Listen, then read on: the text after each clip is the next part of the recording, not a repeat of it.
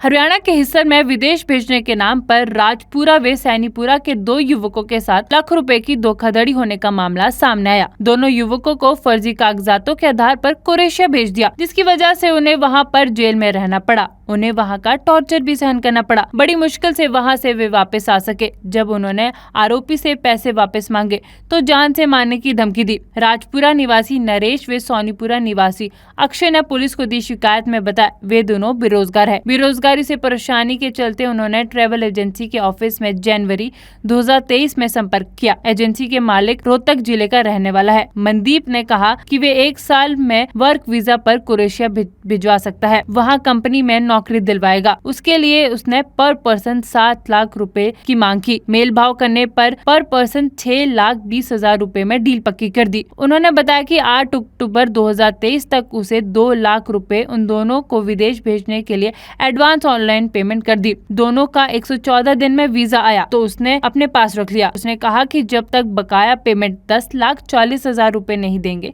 तब तक टिकट नहीं करवाऊंगा।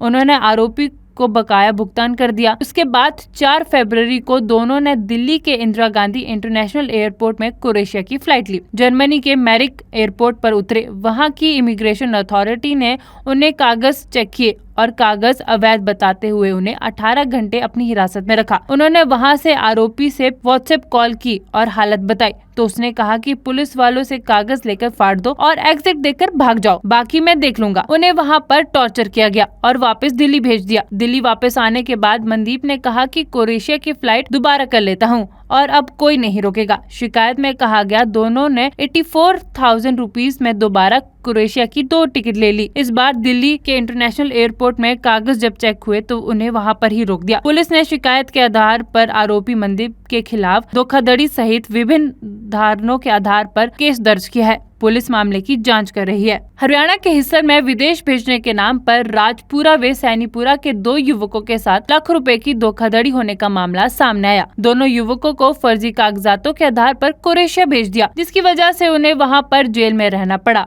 उन्हें वहां का टॉर्चर भी सहन करना पड़ा। बड़ी मुश्किल से वहां से वे वापस आ सके। जब उन्होंने आरोपी से पैसे वापस मांगे तो जान से मारने की धमकी दी। राजपुरा निवासी नरेश व सोनीपुरा निवासी अक्षय ने पुलिस को दी शिकायत में बताया वे दोनों बेरोजगार है। बेरोजगारी से परेशानी के चलते उन्होंने ट्रैवल एजेंसी के ऑफिस में जनवरी 2023 में संपर्क किया। एजेंसी के मालिक रोहतक जिले का रहने वाला है। मनदीप ने कहा कि वे 1 साल में वर्क वीजा पर क्रोएशिया भिजवा सकता है। वहाँ कंपनी में नौकरी दिलवाएगा। उसके लिए उसने पर पर्सन 7 लाख रुपए की मांग की। मेल भाव करने पर पर्सन 6,20,000 रुपए में डील पक्की कर दी। उन्होंने बताया कि 8 अक्टूबर 2023 तक उसे 2 लाख रुपए उन दोनों को विदेश भेजने के लिए एडवांस ऑनलाइन पेमेंट कर दी। दोनों का 114 दिन में वीजा आया तो उसने अपने पास रख लिया। उसने कहा कि जब तक बकाया पेमेंट 10,40,000 रुपए नहीं देंगे तब तक टिकट नहीं करवाऊंगा।